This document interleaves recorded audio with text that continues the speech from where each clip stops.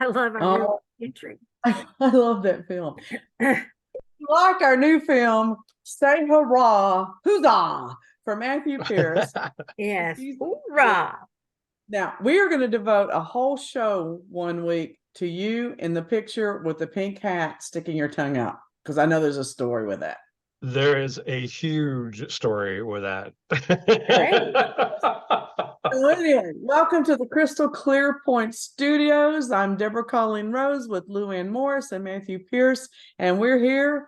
We're talking again. Watch out. And Matthew came up with the subject today, and I almost like went, ugh, when he suggested it, because I didn't think I could relate to the subject. And then the universe said, slap your mouth, Deborah. We're going to show you. Because I experienced it all this weekend. Yeah, you take a moment to get out of town, and guess what? Oh man, it was all up in my face. It was in my grill. It was biting my behind. So tell them what we're doing today, Matthew. Well, I mean, I've been having these experiences, and I think a lot of people have been having experiences of post-COVID, and the whole ideal of work ethic and quiet quitting, and all those terminologies about the workplace, and but it seems that the work ethic these days has just completely gone out the window. That no one is taking pride in what they're doing. They just have a job to have a job, and well, I don't see people being happy with what they're doing anymore. So I kind of wanted to delve into that and talk about that, because I've had so many experiences where it's just like people don't care anymore. It's just like, Well, that's not my problem. quiet Um, quitting. I have not heard that term. I'm assuming that just means you just don't show up for work anymore. no, it's not necessarily that. Quiet quitting, I mean, as a term, is like just doing exactly what your job description is, period. If your job description says that you work 9 to 5, you work 9 to 5. So it's no more of the boss saying, "Hey, listen, can you take and stay for a little bit longer, until like 6 tonight to get some stuff done." Got And it. people are going, "Nope, sorry, No. my job ends at 5. And they get Thanks so away with much." that.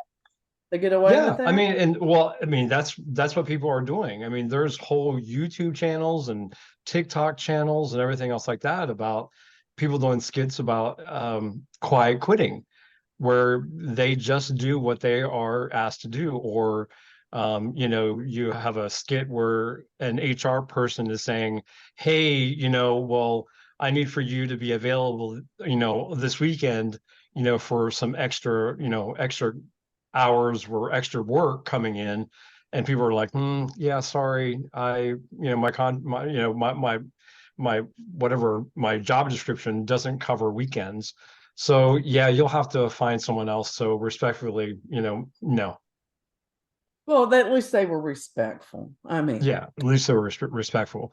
But I mean, that's the way it is. I mean, I don't know if it's the mentality of like, okay, well, people are making a livable wage, so why do the extra work? I mean, there's a lot of things that, I mean, I'm sure that go into it, but I don't know. I guess I was raised with a different work ethic. well, and so I experienced some of that this weekend. I was out of town with my granddaughter, and we saw some of that. The other thing, though, that we saw that was huge is they can't get anybody to work. Mhm. Period. They were shorthanded everywhere we went, and like we stopped in Sulphur Springs on the way to Arkansas to get breakfast, and we had to wait 35 minutes at McDonald's to get anything to eat because and they had a lot of people working, but it was not enough for the load of people there.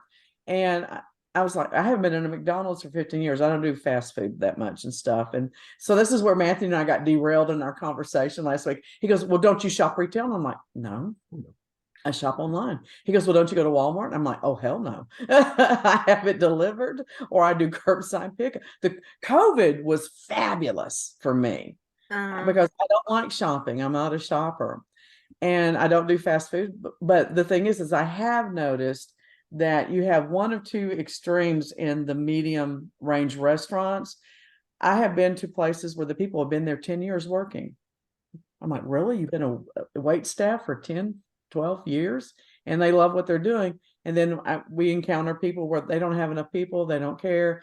The order comes out, nothing like what we ordered, That's the thing that gets me is that if they're lackadaisical about their job, fine, but can we get the order right? Can you bring me a steak instead of chicken if that's what I ordered? That type of thing. I mean, it's like they just make it up. Nah, that's what you get.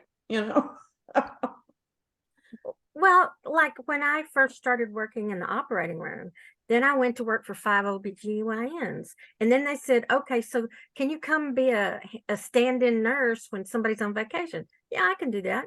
And then it was, can we teach you to do ultrasounds? So I worked in the operating room, I worked in the office, and I did ultrasounds. So it was just a progression of things because they knew they could depend on me. Can you depend on that employee that doesn't go the extra mile?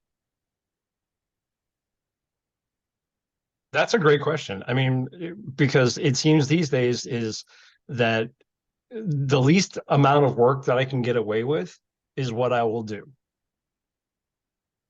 I mean, Well, that's I had that problem 20 years ago with employees. That's one of the reasons why I have always sustained a medium small company, because I had problems getting investigators as employees, people that you could count on, people that get their butt out of the bed at 4 o'clock in the morning, go do surveillance, that would tell the truth, that would validate what they were saying in the reports. So, and I just assumed that was just indicative of my industry, but it sounds like now this is indicative of all industries.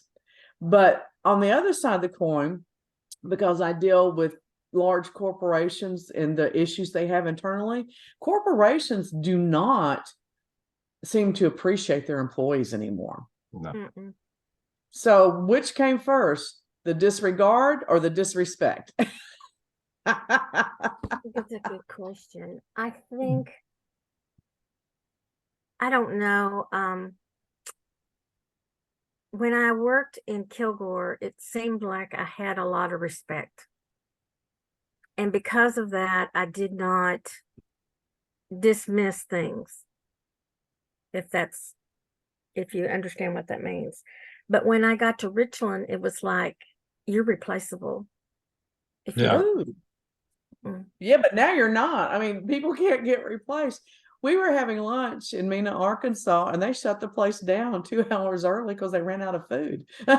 and they were short staffed, and they're like, okay, screw it, we're closing. We can't handle this. They ran out of cheese, they ran out of biscuits, they ran out of this and that and the other, and they couldn't make enough, and they didn't have anybody to serve it anyway. And the girls were pulling their hair out, and I almost got up and started serving coffee to everybody. I tend to do that. If I want a cup, I'll give one to everybody else around me. But I mean, and we went to some nice restaurants. We went to old-fashioned diners. We went to everything that was run locally, and everybody was shorthanded. Everybody. Well, I mean, do you think that that's just because, I mean, people don't want to work in those situations anymore? Or, I mean, I'm at I'm at a loss for why we can't find people. I mean, for example, I mean, just in my area over here in Arlington, Texas, okay, there are times that you can't go to a restaurant like that has it, or well, okay, case in point, Taco Bell. Okay, I love Taco Bell. Okay, but they can't find people to man the Taco Bell and keep the drive-through and the like actual like dining area open. So they will actually lock the doors for the dining area, so everyone has to go through the drive-through because they can't find enough people to work. That happened to me at where was I? It was a taco place, but she said, could you come inside, please? Because I'm the only one here today. So Scott had that experience too. Can you come in, and just hang out while I'm cooking because I can't do all this? So there was one person waiting on people and taking money and one person cooking. Cooking, yeah. And I was talking to Scarlett, my granddaughter, on this trip, and she says that kids don't even want to get their driver's license and drive. What the hell? I couldn't wait to get my driver's license. I bought my own car the day after I turned 16 with my own money I'd been saving. Okay, You know? but did you do that to go to a job or just to hang out with your friends? Or did you do that so you could go places and shop or go places and learn something new? Yes. Yes, all of those. I did it for all of those reasons. I wanted freedom. It, it's like people are very content to do nothing, sit at home, and spend all the. It's like they're tied. It's like there's an umbilical cord to their electronics, and they don't have a need to leave. Now, I'm a natural introvert. I understand that concept, but even I have to get my butt out of the house sometimes, even if Mhm. it's just go for a drive by myself and not talk to anyone. But I still have to get out of the house. But I can't imagine teenagers not wanting to have freedom to go out and drive and I have hang a out with their friend whose friends daughter and just drag turned, race. yeah. I have a friend whose daughter just turned 16. He was going to get her a car. And he said, "So are you going to take some classes? Are you going to get a job? What are you going to do this summer?" I don't want to do anything. Well, I'm No, not they going to don't. buy, he says, "I'm not going to buy you a car just to run around the streets." Well, she probably wouldn't even do that. It sounds like she'd just stay home. I don't understand that. What have we done? I don't And know. oh, I will tell you this. Um, I do have an issue with Walmart. Sorry. They did fix it, but I either pick up curbside or I have it shipped or I have it delivered. I take advantage of all of those. But 3 times now in the past month when I've had it shipped, they've taken it over one street over and delivered it at the address that's the same number as mine, but different street. Take a nice pride, a prideful picture. Look, we delivered this. No, that's not my porch. Now, on the other side of the coin, when I go over to that person's house, they'll tell me they didn't get it. I'm like, liar, liar, pants on fire. So anyway, this is that happened yesterday, and I was trying to save myself some stress because I had so much going on getting back in town. And here's this bright picture of that other house of all the stuff that I needed yesterday, so I didn't have to go grocery shop. And you call Walmart and you get their recording thing. Okay, this will be a whole nother discussion. AI, artificial intelligence, is it really in a recording or is it already developing? Because it kept putting me round and round circles. And I finally just lost my temper. And I really try not to yell at people I don't know, but I'm like, this is a machine. I'm gonna yell. And I let forth a string of curses. Guess what? A person immediately picked up the phone. I don't know if they're listening in or if there's like an emergency button that their little AI robot pushes when they hear a certain When it says word. customer cursing. Now, okay, so the end of this story is they were very apologetic. I'm laughing at this point because I'm like shocked actually. And she's fixing the problem. She gives me a credit. She also gives me a coupon for $10 for my next thing. I ordered everything over to go pick up today, and I couldn't get checked in. And this little boy rushes out of the door, goes, "Are you Miss Rose?" "Yes, darling. Who are you?" He goes, "Oh, we've got your groceries ready." So I don't know if they put like a big red flag on my, but it's like he was Probably. there at the door waiting for me. So I don't know. Maybe we need to yell more. That was my whole point of the story. Maybe we need to yell more. Well, I think that the atmosphere is definitely to that point where there's more frustration on the part of consumers. I mhm. mean, we do want to yell. In fact, I mean, I've had similar experiences, but again, it was just because people didn't care or they didn't, or weren't to the point of like, okay, well, we need to take care of the customers. I've had experiences with picking up stuff at Walmart as well. Where I mean, literally there was a line. They didn't have enough spaces for people to like wait to get their order, so there was a line that was forming, and like I was there for almost 2 hours, like just picking up groceries. Oh And I'm like, no. I got the Oh, message. I no. got the message from your system said that I should be here, within the next like 15, 20 minutes because my order was ready. Well, No. I was waiting for a half hour. So yeah, I was kind of upset. I was kind of perturbed that I had to wait. But when I got there, I mean, it was like 6 employees standing out there just having a conversation. I'm like, but why are we not like taking and looking, finding out why this is happening? We're not my problem. I Well, wasn't told to go get it. let's put the cherry on this cake. I have a really good friend who is a huge tipper. I'm a good tipper. I'm a Mhm. good tipper. I tip 20%. She is an extraordinary tipper.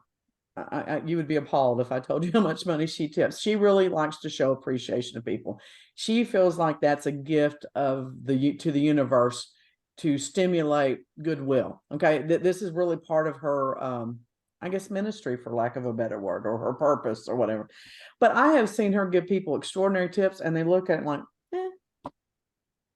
they're not moved, they're not grateful, they're not surprised, they're not even a little surprised. If someone handed you a big wad of money, said keep it, wouldn't you be a little surprised? And I'm just beginning to think that maybe people are just have shut down all their emotions or something. I don't know. It's shocking. I'm always very grateful it doesn't matter what it is. Even if you've been there for 4 hours and get a $20 tip, I'm grateful for that, because, that's more than I got before. But I don't know, it just seems, is it, I think with our generation, you turned 16, you wanted a car, you wanted a job, you wanted to have some money to purchase your things. I don't see Yeah. that in kids now. Why is I my mean, spring honestly, I cleaning mean, things? I look at the generation these days. I mean, everybody's connected to the phone. Everybody's connected to Yes, social media, yes. and it's like, I mean, as a business coach, okay, I see more people that we're talking older generation that have, they've completed their, work time, but now they just want to like start their own businesses and go into businesses. And it's an older generation that has, they want to go start things. And the young people, they don't even want to work. I have heard so many kids, now I call them kids, to say, "Oh, I'll just make it big on TikTok, or I'll just, become a social influencer on Facebook, and whatever else like that, and they'll monetize me, and I'll get paid by all of these social media platforms, to go out and do silly dances and whatever." And I'm like, well, don't you have any, ambition to like do something with your life? I mean, what is it that, lights you up and inspires you? What gets you out of bed in the morning? TikTok? And it's just like, that's not a career. That's not a profession. um you know I was always taught that, like, my father was the lonely Maytag repairman. I mean, literally, I grew up with him, the blue uniform, the hat. I mean, that Wow. was my father was the Maytag repairman. Okay. But he instilled a work ethic inside of me that it was like, no, people like have a need, you are there to serve their need. Okay. You can't just take a day off and go, someone else will take care of it. Well, I'm going to throw this out here and see what y'all think. Is it possible that this attitude is not really the big problem? The big problem is that this attitude is also how they relate in their personal relationships. I'm seeing this with my grandchildren. My grandsons don't, they fit this mode perfectly. They don't want to do anything. You can't motivate them with money. The youngest one, part of this is a childhood dream, but we have shown him the reality of it. But he thinks he's going to be a famous soccer player and never have to work after he's played soccer for 5 years.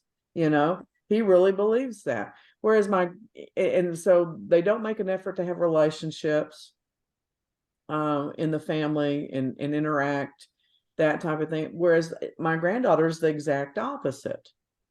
And she has been ambitious all her life, but not driven. she thinks that she wants to be an architect, but she's also looking at other things. She's got great talent. She develops them, but she likes TikTok too. She just seems to have a more of a balance there, but her relationships are balanced. Some of it I think has to do with influence, because I worked my buns off when my kids were little. You know, I was up at 3 a.m. to be at the OR by 4 to do open heart surgery. I was there, and they had to go with me. I had to, you know, Oh, pry them wow. out of bed to go to stay with a sitter. So they saw the work ethic. They saw getting up and going to work. I'm not sure kids these days, what do they call them, tweens and teens? Yeah. Do they actually see their parents working? Because some of them work from home. So That's a great question. they're You home, know, they don't know what kind of work they do. yeah, Well, the landscape for careers has changed. So, I mean, has that influenced the young people? I think it has. well, it's Yeah, not just young people. My mom thinks that I'm back here having a party every time we do a podcast. I'm like, no, I'm working. This is work. This is what work looks like when you're self-employed. You know, you have to promote yourself. And yeah, this is one of our promotions. But she thinks I'm back here all the time talking to my friends, just having a party, and and Well, she but gets that's the mad. thing. I mean, you know, I'm self-employed myself. Okay. But I tell everybody, it's like, even though I'm self-employed and I love what I do, I was like, if the money's not there, there's only one person to blame. Okay. Yeah.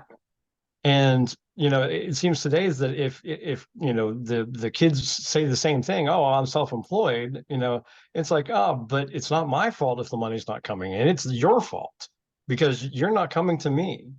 Ooh. oh God, no. Really? It's like, well, if I just do 5 more TikToks, then the business will show up. No, that's not it.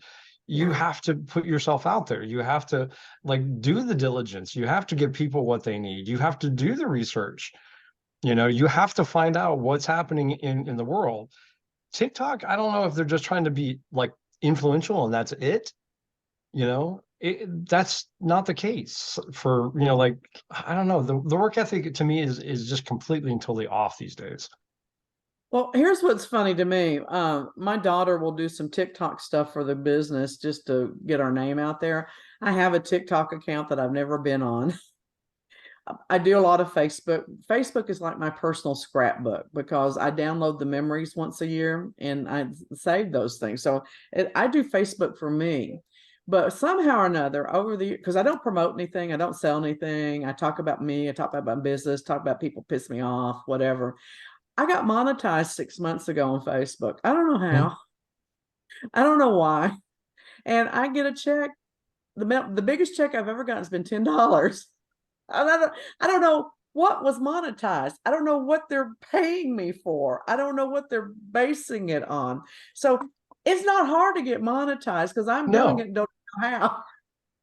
no, but that stands to the point though. I mean, it's easy to get monetized.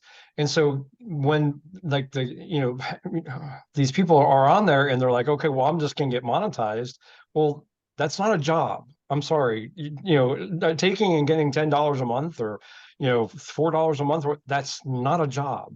Okay. no, But I don't know if it like spurs in their head that's like, okay, well, if I just work hard enough and just put enough content out there, then I'm going to start making millions upon millions of dollars. And if I get like 10,000 more followers, then that will triple the amount. And I don't see I it. don't, I don't know. I mean, and you know me, I'm into big into social media. I mean, that's kind of my work and it's kind of what I do. You know, but I also look at people that, people's websites and go, well, it's all well and good that you're telling me about you, but why don't you tell me about what what's in it for you? I have to tell your story, because if you can't relate to me, most of the TikToks and stuff like that that I look at, I'm, it's not relatable to me, you know? It's like, why? Well, And they're monetized? I don't yeah, get I don't this. understand that. I don't.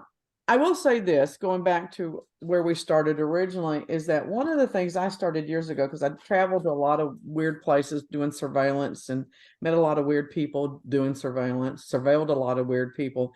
I I always wanted to make sure that I was able to draw people out because I would get information from them. That was my job. So I've always made a point of, I know it's hard to believe seeing how bitchy I am, but I always make a point of putting a smile on my face when I walk into a place of a business. I always make a point of looking people in the eye and addressing them. Hi, how are you? I always ask questions instead of making demands. And the part of that comes from fear of having them spit in my food. So I don't want them spitting in my food. But I think I have a better than average experience most of the time because of the intention and the energy and the effort I put into it. But it's exhausting. Sometimes I just want to walk in, sit down, not talk to anybody, look me in the eye and just go coffee, and they bring it, and it takes a lot of effort, and no one is putting energetic effort into their interactions with people in general, is what I'm seeing. No, they're We're not. not looking people in the eye. Used to you could stand in line and you smile at someone, they smile back, maybe you'd say hello, maybe you'd have a short chit chat. People don't do that anymore. They just don't. We went to the grocery store to get snacks this weekend in Mena, Arkansas, and Woohoo. I said hi with a line that had 7 people because they didn't have enough people working. 7 people's one line, and I went, wow. I said, this is a real popular place. And I swear to you, if they had thought they could get away with it, I think everybody would have pulled out their pistol and shot me, because I know they were all packing. I know they were. I don't know. Maybe the country's depressed. Maybe we have an entire 2 or 3 generations that are just depressed, because that's what it makes me think of, depression. It really does. Well, I mean, disengaging, definitely. I think that there are so many people that are disengaging, that it's, personal relationships are suffering, business relationships are suffering. It's like all the way around. So yeah, depression, anxiety, just social disorders. I mean, all of those are on the rise. I don't know. It saddens me because I wish I knew how to make it different and better. Because if I thought everybody was happy with the way it was, I say, okay, fine, that's the way they are. I'll just make my own happiness in my own little world. But they don't seem happy. And the thing that really freaks me out, it scares me when I talk to my grandkids, when I hear the stories at school. They're disengaged a lot, but they do connect at school. School still keeps that connection, but one of the main ways that they're connecting is having sex Mhm. at What? school, Yeah. having sex at school, or at least talking about sex like they're having it. It's not enough to just talk about, we love talking about sex when we were in school. Oh my God, but we weren't having it at school. We weren't doing it in the bathroom. And Wow. so, Because there's but not enough teachers to, I mean, if we spent too much time in the bathroom, they would come in and pull us out. I don't know, but my point of that is the first way of connecting when you're totally disengaged and don't have the skills or the tools to engage. Sex is a primal driving force in our life, and if you feel hi baby doll, if you feel disengaged, then that's where you're going to go in your primal need of being connected. So we're creating this monstrosity of emotional, I don't know, I don't even have a word for it, but it's not good. I'm just gonna say it's not good. So I think it's probably a combination of things. COVID didn't help. And then we can't get back out there. I mean, even the kids were affected because they couldn't go to public school. They had to do their schooling from home. So I think it's that. It's they don't see their parents get up, get dressed, and go to work. And the parent doesn't say, okay, I'm going to my office. I have to work. I mean, it's a job, whatever their job is, sitting in front of the computer. So, I mean, I used to talk to my kids about work, and maybe it's because I didn't have a spouse, but Well, I would love to do a poll of like just one school district to see how many kids between the ages of 12 and 15 are on antidepressants or anti-anxiety medication. I'm afraid you might find a lot, Yeah. especially something anti-anxiety. So is there anything that we can do as old farts to help improve at least our own environment and things around us, if not the world? So what can we do? What should we be doing? What Well, would I feel think you do it. You spend lots of time with your grandkids talking to them. Oh, they get sick of me. Yeah, that's They okay. get sick of me. We do church, so I do church for the grandkids. I spend a lot of time role playing with them when they're in trouble at home or at school of what they could do differently. I get sick of me. I'll be honest, it's a lot of work, and sometimes I'm jealous of the other grandparents in our family because we have a multi blended family. So there's a lot of older adults in this quotation.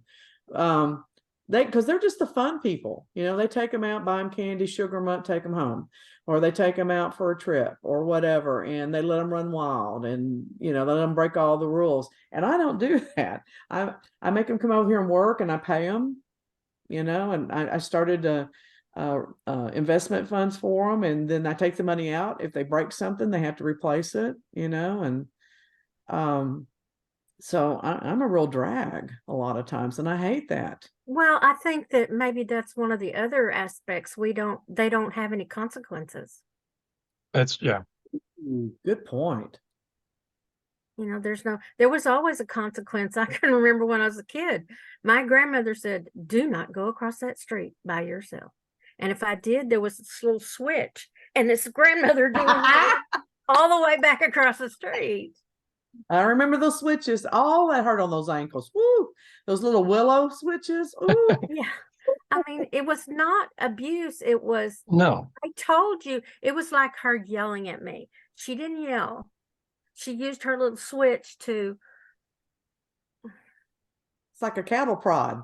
bring the point home, shall I say. Yeah. Well, and you know what they do in middle school now that I just want to go to I think I'm going to run for the school board. I'm thinking about it. So at my grandkids' school, 2 of them are in 8th grade. They have to get tickets. They earn tickets by answering questions right or doing something extra or whatever. But you have to have 10 tickets to get a hall pass to go to the bathroom. Now, how stupid. What if I don't have 10 tickets and I'm about to wee my britches? Okay, what the heck? And they play video games at the end of the classes, and then they get rewards. They're giving candy to 8th graders.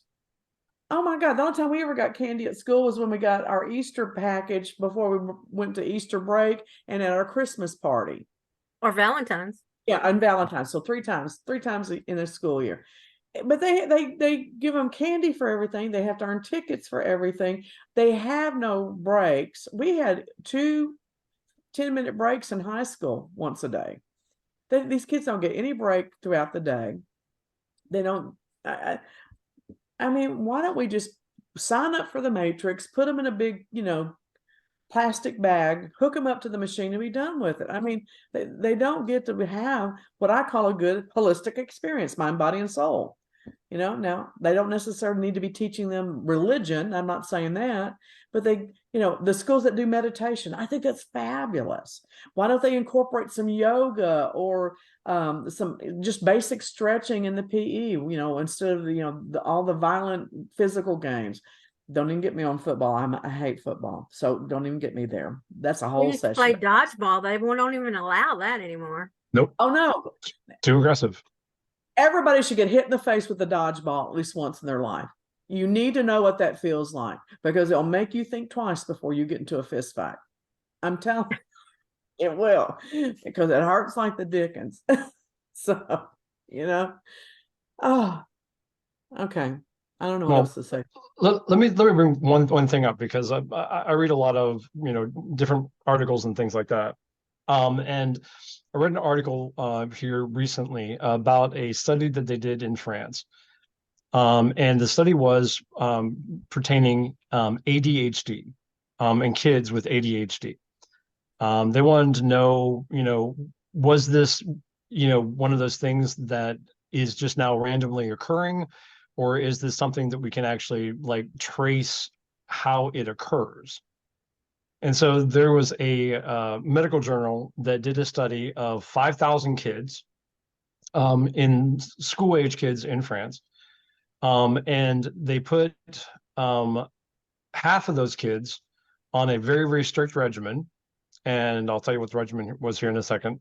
And then the other half, they just let them do like the curriculum that they were doing in schools.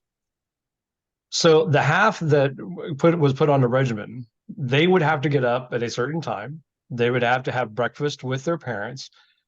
And so at that point, they were starting their day off. So that was the start of their schedule. Okay. They would go to school. They would do everything they needed to do. Now, the restriction was that anytime that they were supposed to be engaged, they could not have an electronic device with them. Period. End of Yeah. story. So if they were going to school, they could not have an electronic device with them. Okay. And that also meant at school. So they could not have access to a computer. They would have to go to the library to do their research, like, etc. Okay. So they would get home. The parents had a schedule that they would have them follow. They helped them prepare the meals. They would sit down with the family to have their meal. They would have a schedule of when they needed to do their homework. And then they had 1 hour with electronic devices in the evening. 1 hour. Okay. After that 1 hour, they would have 1 hour prep to get ready for bed, or, whatever else that they wanted to do without the electronics again. Period. End of story. So you had 1 hour a day with the electronics at your disposal, whether that's watching TikToks or whatever else like that, it was free reign. You could do that. And so at the end of the study, it was quite surprising, because the half of that 5,000 no longer was showing signs of ADHD. They were engaged. They were more productive. They actually had like more focus and more intention. Their grades were better. Their family relationships and other like social relationships were better. And so the study claimed that, they had a 90% effectiveness in curing ADHD in this second half. Now, the test subjects that were just going to school and everything else like that actually decreased, like in social behavior, engagement, and like how they were progressing in their, in schoolwork and family matters, and actual depression and anxiety went up. So, it just, to me, was very interesting that having a structure and having accountability, like, actually they showed like solved a lot of these problems. So maybe accountability is the key word here. I don't know. Yeah, but who's going to hold the standard for accountability? Exactly. The thing is that when we talk about kids and what they do and what they don't do, it sounds like we're accusing the kids, and that's not the issue. The issue is, I'm shocked that they found families willing to participate in that study and follow the regiment. Yeah. Because that regiment is what with the Council of Families, my nonprofit that we deal with mental health issues, we have been supporting that for years. Yeah. For years. Limiting electronics, more family time, family meal time, things of that nature. Used to it was TV time. Now it's electronic time. It's the same principle though. So and growing up, my parents, you respected someone older than you. Mm-hmm. Especially elders, in other words, those older than your parents. of course you had to respect your parents, but that has to be enforced by the parents. Exactly. It's not the school. It's just like when somebody said, your child doesn't respect me. He's the principal. One of mine was always in the principal's office. She would call me in and she would say, he's not minding his business, blah, blah. And I said, do you see these people here? They're my age. They deserve your respect because they're here to help you. Well, that's the thing that drives me nuts, because I hear now more so than ever, well, you have to earn my respect. Well, you're a 12-year-old. No, I don't. You know, but I have never agreed with that. You can lose the right to be respected by acting ugly, but people don't have to earn your respect. You give everyone respect until they give you a reason not to, is I what think I've so always too. believed in. And people aren't being taught that either. And even if you don't respect them, there's still protocols of courtesy, manners, etiquette, that type of thing. I can hate your guts, but I'm still going to talk to Right. you in a proper manner, Mhm. unless I'm arresting you and you're fighting me and I'm putting you in cuffs, then there's a whole different story. And we'll talk about that one day. But anyway, Well, I so think that parents are not involved enough with kids interaction. And when I go to see my grandson, his parents are, you know, even if they're just standing in the kitchen and he's eating dinner, they're talking. well, we had a huge disconnect, and this is on our generation, Luann. And Matthew, you're right behind us. I think you're a little bit younger than us. You're right behind us.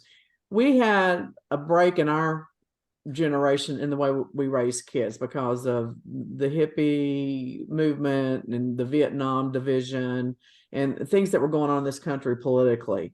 So that disconnect then doubled in the next generation. So we are part of what is the foundation of this problem. And I hear a lot of people our age bitching about it. And I don't like it, but I'm doing the best I can with what I got to work with. And if we could get everybody on the same page, but I really do think that we need a complete revamping of our school districts. We really, really do, because let's be honest, the school districts, by percentage wise, are with our children more than the parents are. Yes. But, I think that the other thing that happened was moms went to work. Yeah. They didn't stay home anymore because they couldn't afford not to have two incomes and raise kids. Well, I think that plays a part of it. I don't think that's as big a part as people would like to think, because I'm sorry, my grandmothers both worked their fingers to a bone, and they may have been at home, but they weren't paying attention to the kids because they were scrubbing and cleaning and cooking cakes for the neighbor down the street they were charging $2 for, and taking in ironing and things like that. And I can tell you that all of my mother and her siblings helped raise one another. The older siblings took care of the younger siblings, and then the younger siblings took care of the older siblings' kids because they went off and got married. So and my mother was taking care of a lot of her nieces and nephews when she was growing up. So I think that that's part of a manifestation of our imagination of Is that a things. myth? Yeah, I think it's a lie. I think it's a lie. I don't think it's a myth. I think it's a lie. I mean, there are a lot of stay-at-home moms that were right, but now we call them helicopter moms because they're in their kids' business on everything, So one extreme to the other, I don't know. Maybe as a grandparent, what I should do is be more involved with the school. I mean, I don't know. Well, I am. I am listed as secondary guardian for my grandkids because my son and his wife both work, or a significant other. But what And about just other kids that don't have that support? Why do we have to just big brothers, big sisters, Boy Scouts, Girl Scouts, there's all kinds of things that we can be involved in. And that's the thing. Okay, so this will be a whole nother show. I look at people my age that are retired, and I'm like, first of all, I can't imagine retiring. I'd be bored. I like what I do. I do what I do because I like it. and I don't like to be bored. And I see them spending a lot of time. It looks like they travel all the time, or this, that, and the other. And I'm like, really? Do you not get bored with that? I mean, I can't wrap my head around that kind of leisure lifestyle. Well, I retired, but I didn't stop. Yeah, exactly. You work your fingers to the bone, but and doing things that you love, that you have a passion for. Yeah. And these people that I see in social media and stuff, they're not. They go see their grandkids once a quarter. Oh my God, I would die. I don't want to see my grandkids once a week, or at least 2 or 3 times a month, or talk to them on the phone and stuff like that. And I don't know. It seems like our generation has disengaged. Yeah. So we're talking about the younger people not being engaged. Well, we've disengaged in a lot of ways in our generation as well. So what is that about? What does that Well, tell I us? know I disengaged because when I tried to worm my way into holidays and Christmas and things, I had them say, we just want the three of us for this holiday. Okay. I'd say, well, screw that. I'm coming over anyway. You want a present? You're going to let me come over and visit for a couple hours. I'm all about bribery. I'm all about bribery. Well, I definitely think that, I mean, the word for the day is disengagement, because I mean, that covers a lot of what we're talking about, is that, whether it be our generation, being disengaged, or the younger generation being disengaged. There's just not a passion anymore. I mean, believe me, I've worked my 9 to 5 for corporate America, and I was done. I was done, that was it. And I would get burnt out. But you know, I found I'm more engaged doing the things that I'm more passionate about, and when I'm connecting with people. And when I feel that I'm connected is when I think I'm the most, I don't know, productive. yeah. Oh, I thought you were going to say the most handsome person in the Oh, room.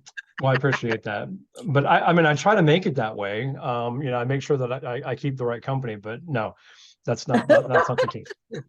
But I mean, I definitely think that that's the word that we're looking at today, is engagement, or being disengaged. And what can we do to re-engage and kind of, I don't know, get that energy back. I Because it's don't know. definitely isn't being shown in like some of the places that we go for, food. I mean, corporate America, it's not there anymore. Healthcare, it's definitely not there anymore. Education, not there anymore. Well, my family used to be heavily involved in the homeless situation for many years, especially when the kids were growing up. And we took some training and things. And one of the things that they really reiterated that I have carried into the rest of my life is always making eye contact Yeah. with the person that you are looking at or talking to or whatever, and always smiling, even though they may be covered in trash and filth and whatever. Don't look at them with pity, they taught us. Look at them with love, and love is eye to eye contact and smiling. And so that's what we did. And I have just made it kind of a habit, I guess, to try to do that with everybody. Even though I'm thinking, oh, I really just like to slap all 4 of your cheeks, but I'm gonna love you. Shaking somebody's hand and saying, I know you're an asshole, but hi, how are you today? Took the words right out of my mouth. So anyway, so Matthew, that was a great subject. Thank you for fighting me on it.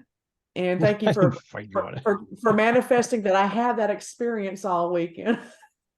Oh, so you're going to blame your experiences on me? Oh, okay, I got you. No, I'm going to thank you for my experiences. So I'm going to show you gratitude. There you go. Well, I acknowledge it. I get it. Thank you. There you go. There you go. I just love you. I really do. So, Luann, tell them where to find you, darling. herbal-lou.com and herbalou1105 at gmail.com. All right. And you, Matthew? Dr. Pierce, tell us all about it. Dr. Pierce. Well, you can find me at www.metaphysicalevents.com. That's my company. And you can contact me at Matthew@metaphysicalevents.com. So I love the fact that he's a doctor, because I think it makes me look more legit because he hangs out with me. But here's the thing. Okay, I mean, I have a problem. Of course, it's imposter syndrome. I have my doctorate and everything else like that. But I look at Luann and go, oh my gosh, I wish I had half the knowledge that she has. And then I look at you, Deborah, and I go, oh my gosh, I wish I had half the experience that you have. And so thank you for that. I really appreciate that. But you all are doctors in my book too. So. Well, Well, that's sweet, and I appreciate that. I will say this, it's kind of funny because you talking about experience. I'll just do this real quick. We did a ghost tour last night for a networking group, and I was amazed at how many personal ancestral stories I had about Dallas, of my ancestors having been a part of certain things, because I didn't grow up in Dallas. I grew up in Arkansas, and I'm like, dang, I got a lot of roots here in Dallas. And it kind of freaked me out last night when I started making the connections. So anyway, this show, this podcast, this ridiculous thing, whatever it is sponsored by Miles of Smiles Events. We are interactive, intuitive entertainment. I'm Deborah Colleen Rose, and you can also find me at milesofsmilesevents.com or isgu.com if you need an investigator, or if you just need someone to slap all four of your cheeks individually and get you straightened out, go to deborahcolleenrose.com. And we will talk to you all next week. Say bye. Bye for now. Bye for now.